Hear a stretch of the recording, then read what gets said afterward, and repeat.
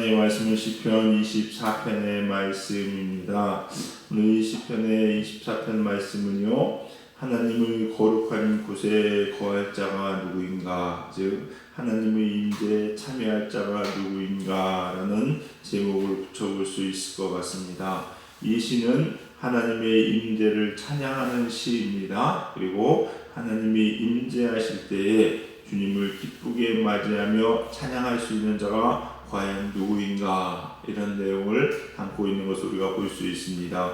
그래서 1절부터 6절까지는요, 과연 하나님의 산에 오를 자가 누구며 거룩한 곳에 설 자가 누구이냐, 이 얘기를 하는 것을 볼 수가 있고, 7절부터 10절까지는요 그러면서 우리들에게 이야기하죠. 하나님께서 들어오신다, 우리 문을 들지어다, 문을 열어라 라고 이야기합니다. 이 후반절의 내용을 찬양으로도 많이 불렀지요. 찬양으로도 많이 불러서 우리가 부르고 있는 복음성가 중에도 있는 내용이기도 합니다. 하나님의 임재, 하나님이 거룩한 곳에 거할 자가 누구냐, 이거를 다른 말로 이야기하면요, 하나님이 우리 가운데 오실 때에 그때 하나님의 그 임재를 경험하는 사람들이 누구이냐, 다른 말로 예배의 자리에 있을 수 있는 자가 누구이냐, 또 이 예배의 자리에서 하나님을 만날 수 있는 사람이 누구인가 라는 것이 오늘의 내용입니다. 여러분, 예배 속에서 하나님을 만나고 은혜를 받는 것은 당연한 일입니다. 그래 해야 됩니다. 그리고 또한 우리는 그러기 위해서 살아야 됩니다. 근데 안타까운 게 뭐냐? 예배 가운데 하나님의 임재를 경험하지 못하고 하나님을 만나지 못하는 경우가 참 많다는 겁니다. 저 그래도 많은 것을 깨달았는데요. 아니요, 깨달은 것과 임재는 다릅니다. 어떻게 할 수 있느냐? 여러분, 하나님의 임재를 경험한 사람, 하나님의 은혜를 입은 사람은 삶이 바뀌게 되어 있습니다. 즉, 예배를 수없이 많이 드리지만 어제와 오늘이 달라지지 않고 내 심령의 변화가 없다는 것은요, 그만큼 하나님의 임재를 경험하지 못했다는 반증이 될 수가 있기 때문에 우리는 이 본문의 말씀을 그냥 여사로 여길 것이 아니라 우리 깊게 한번 자신을 돌아보는 시간이 되기를 간절히 소망합니다. 그래서 과연 이런 하나님의 임재 가운데 들어갈 수 있는 사람이 어떤 사람이냐, 3절은 이렇게 얘기하죠. 여호와의 산에 오를 자가 누구며 그의 거룩한 곳에 설 자가 누구인가. 오늘 이 본문의 말씀을 통해서 우리가 간단하게 몇 가지 살펴보며 교훈을 얻기 원하는데, 첫 번째, 우리가 하나님의 산에 오를 수 있는 자들은 누구냐? 하나님이 천지를 만드신 분임을 믿음으로 예배하는 자들입니다. 하나님이 이 세상을 만드셨다는 것, 이 세상의 모든 것들이 다 하나님께 속하였다는 것을 믿는 사람들이 되셔야 됩니다. 우리 1절 한번 읽어보도록 하겠습니다. 1절을 읽겠습니다. 시작. 땅과 거기에 충만한 것과 세계와 그 가운데 사는 자들은 다 여호와의 것이로다. 아멘. 자, 성경은 분명히 이야기합니다. 천하 만물이 다 누구 것이다? 하나님의 것이라는 거예요. 여기에는 엄청난 의미들이 다 담겨져 있습니다, 여러분. 하나님에 속해 있는 자들이 하나님을 예배할 수 있습니다. 나를 만드신 분이 하나님이라고 고백하는 자들이 하나님을 예배할 수 있는 겁니다. 여러분을 만드시고 창조하시고 지으시고 여러분의 형편을 아시는 분이 하나님이시기에 여러분이 하나님을 예배하러 온 겁니다. 예배하러 왔던 그 자체에는요, 하나님을 나의 주인으로 인정함이 묻어져 있습니다. 만약에 예배로 왔지만 그래도 하나님은 하나님이고 나는 나고 이러면은요, 예배를 드릴 수가 없어요. 하나님을 예배할 수가 없습니다. 보세요. 자동차가 고장나면 어디로 갑니까? 정비소로 갑니다. 근데 진짜 심각하게 고장나면요, 어디로 가지 않습니까? 차를 만든 회사로 갑니다. 정비소에서 못 고치고 정비소도 어떻게 할 수 없는 부분들이 있어요. 그러나 자동차를 만든 회사를 가면은요, 완전히 새롭게 만들 수도 있고 다시 고칠 수도 있고 다 가능합니다. 진짜로 다 가능해요. 마찬가지입니다. 우리를 만드신 분이 하나님이시라는 것을 알면은요, 하나님 앞에 나오는 거예요. 그런데 참 많은 사람들이 예배하지만은요, 이걸 인정 안 하는 게 참 많아요, 여러분요. 마치 이거하고 비슷합니다. 작은 고장들은 정비소 가서 경정비를 할 수가 있습니다. 맞지요? 그러나 심각한 것은, 진짜로 심각한 것은 차를 만드는 회사에 가서 완전히 새롭게 만들어줄 수 있는 거예요. 우리가 병원이라는 것이 있습니다. 우리 몸에 고장난 거, 그러나 기본적으로 인정해야 되는 것은 무엇이냐? 경정비 공업사에 가지 않고 만든 회사에 가도 다 고칠 수 있다는 거예요. 그것이 인정되죠, 여러분요? 마찬가지입니다, 여러분. 우리가 병원에 가서 우리 몸이 아픈 부분을 약을 타서 치유를 하고 고친다 할지라도 그것도 하나님께서, 공업사는 어떻게 보면요, 큰 그 회사를 만든 그 큰 것들을 다 옮겨놓을 수 없으니까 곳곳에 작은 곳을 만들어 놓은 거하고 비슷하잖아요. 급할 때 임시방패로 때우라고. 마찬가지예요. 하나님의 은혜도요, 은혜로 우리에게 의료를 발달시켜 주시고 곳곳에서 우리를 고칠 수 있는 은혜를 주셨지만, 궁극적으로 우리를 치유하고 고칠 수 있는 것은 바로 예배당 교회고 하나님이십니다. 그것을 인정하고 아는 사람들이 하나님을 예배할 수가 있는 거예요. 그런데 너는 너고 나는 나고, 하나님은 하나님이고 나는 나다 라고 동등한 입자로 여기 앉아 계시면요, 하는 거 그건 줄다리기 하는 것밖에 안 돼요. 하나님을 예배할 수가 없어요. 내가 하나님께 속겠다는 것을 인정하지 않는 사람들은요, 절대 하나님을 예배할 수가 없는 것입니다. 우리 사랑하는 성도님들, 그러기에 주의 전에 나오실 때마다 여러분이 꼭 고백되어야 되는 것이 무엇이냐?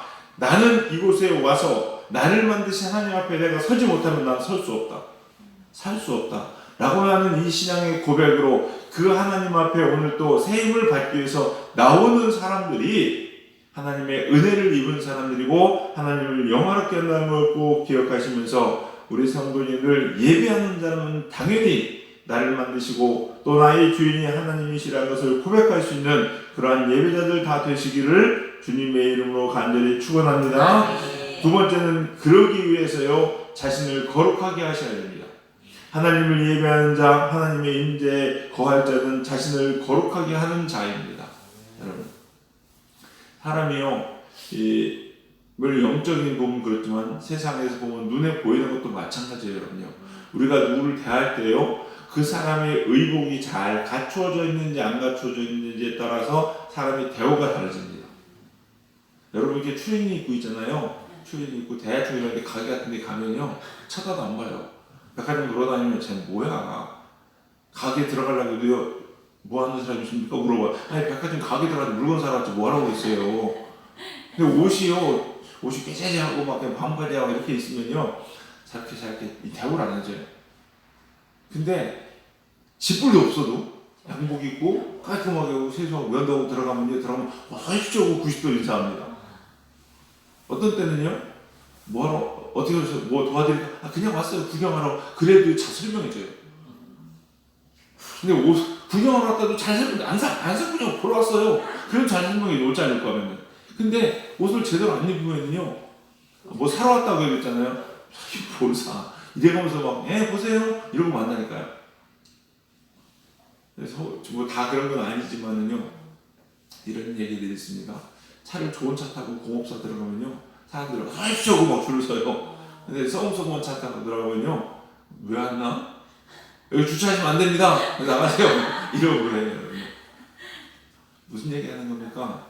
우리가 세상 살을 때에도 우리의 몸을 얼마나 정결하고 깔끔하게 하느냐가 그 사람과의 관계성, 그 사람과의 관계를 아주 중요합니다.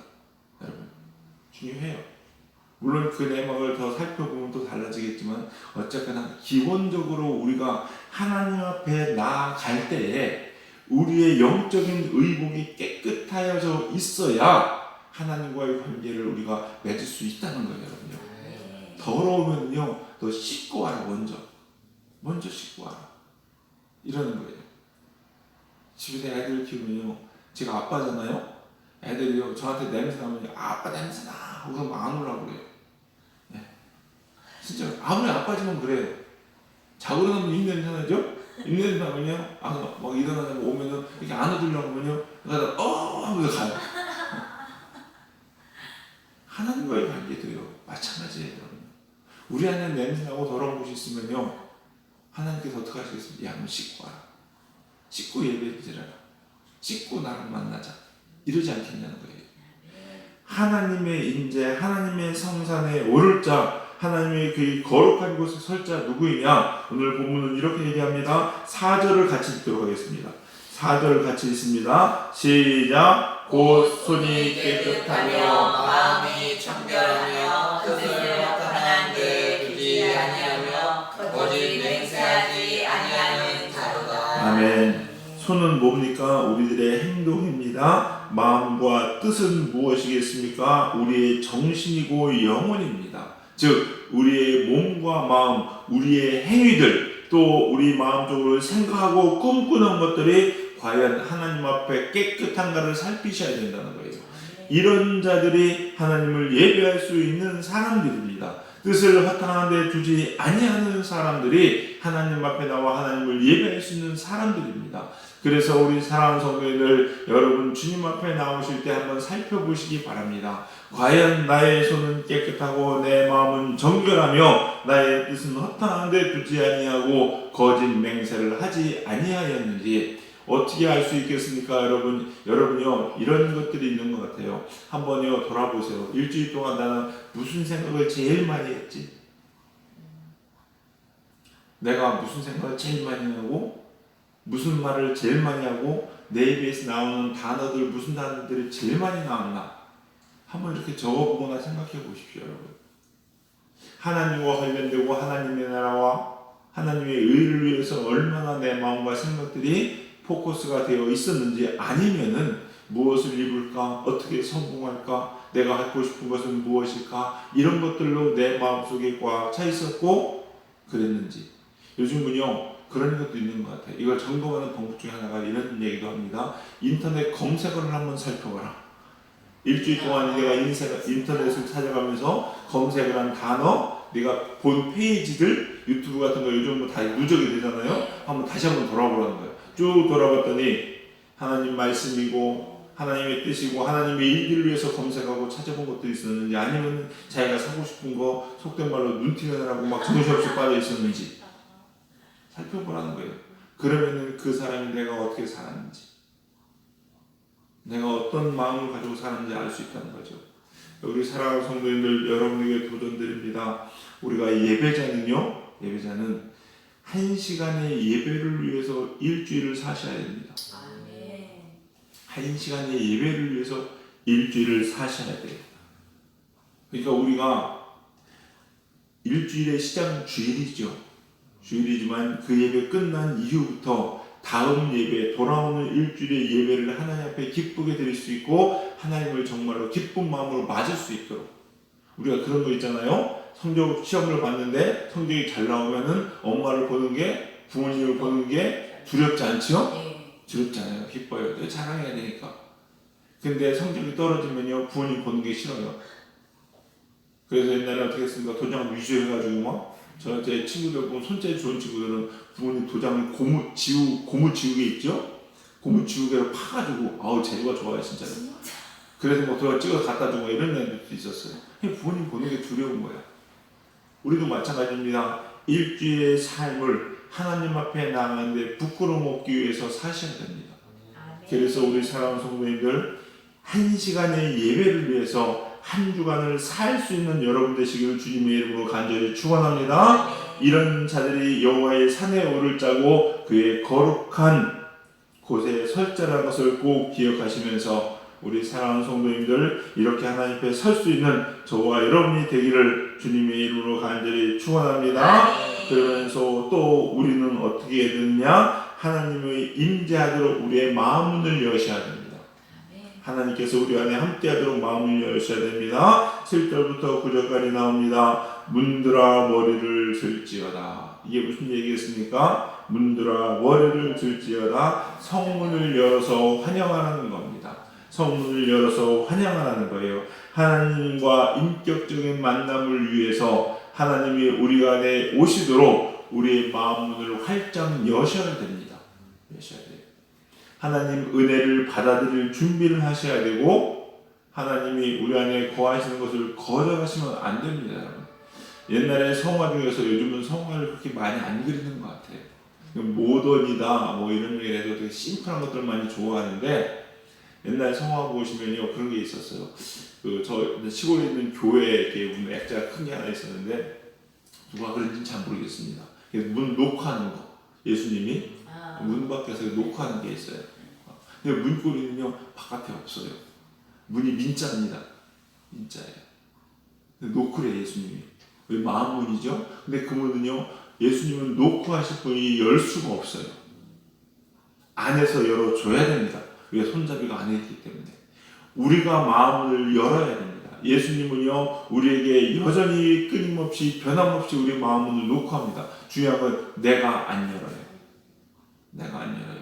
이유가 많이 있겠지요. 열면은 내 안에 들어오면 내 안에 지저분한 것들이 많이 있어서 부끄러워서 주님 앞에 나가지 못하는 수도 있을 것이고, 주님이 오시면 그 자리를 마련해야 되기 때문에 내가 가지고 있는 것을 어쩌면 내려놓아야 될지도 모르기 때문에 그게 싫어서 안 열 수도 있고, 이유와 많이 있겠지만 중요한 것은요 우리가 문드라 머리를 들지어다 우리 마음을 여셔야 된다는 겁니다. 여셔야 된다는 거예요. 우스갯소리로 막 그런 얘기 하잖아요. 예수님을 너무 열심히 믿으면요 왠지 내가 양보해야 되고 희생해야 될 것 같고, 그게 싫어서 예수님을 적당히 믿는다고 얘기하는 사람도 있어요. 여러분 그런 사람들은요 하나님의 전에 오를 수가 없습니다. 좀 극단적인 이야기인지 모르겠지만요 100 아니면 0입니다. 전부 아니면요 또 전부 안 드리는 거하고 똑같은 겁니다. 그래서 우리가 마음을 활짝 열어요. 여러분 문을 보세요. 문을 조금 열었다고 해서 그 문이 열린 문이에요, 닫힌 문이에요? 열린 문입니다. 똑같습니다. 완전히 여는 거나 조금 여는 거나 열리면 열리게 되어 있어요. 여러분요. 하나 닫혀 있으면 닫힌 겁니다, 여러분. 우리의 신앙이 그랬으면 좋겠어요. 하나님 앞에 우리 문을 다 열 수 있는 신앙 되시기 바랍니다. 그래서 하나님 우리 안에 온전히 들어오실 수 있도록 그렇게 하나님을 예배하고 찬양하는 삶.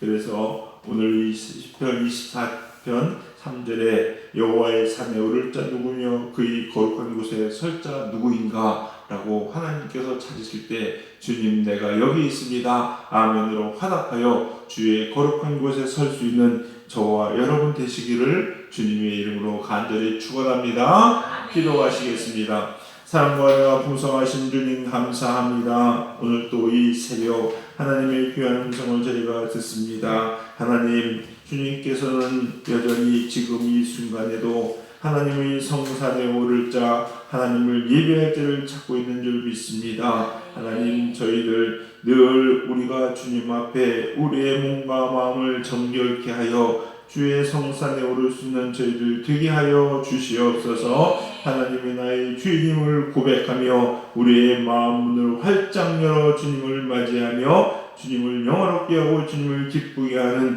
주님을 우리의 온전한 주인으로 모실 수 있는 복된 성도님들과 이 종 우리 사랑하는 젊은이 교회 될 수 있도록 축복하시고 인도하여 주시옵소서. 오늘 이 새벽에도 그러한 하나님의 은혜가 우리 가운데 충만케 하여 주시옵으며 주의 성호를 부를 때에 하나님 하늘문을 여시고 성령을 충만하게 부어 주시옵시사. 하나님의 사명 감당하기에 부족함 없는 우리 교회 성도님들 다 될 수 있도록 은혜와 은총 더하여 주시옵소서. 성령님께서 우리와 함께 하심을 믿고 감사드리며 모든 말씀 예수님의 이름으로 기도드렸사옵나이다. 아멘.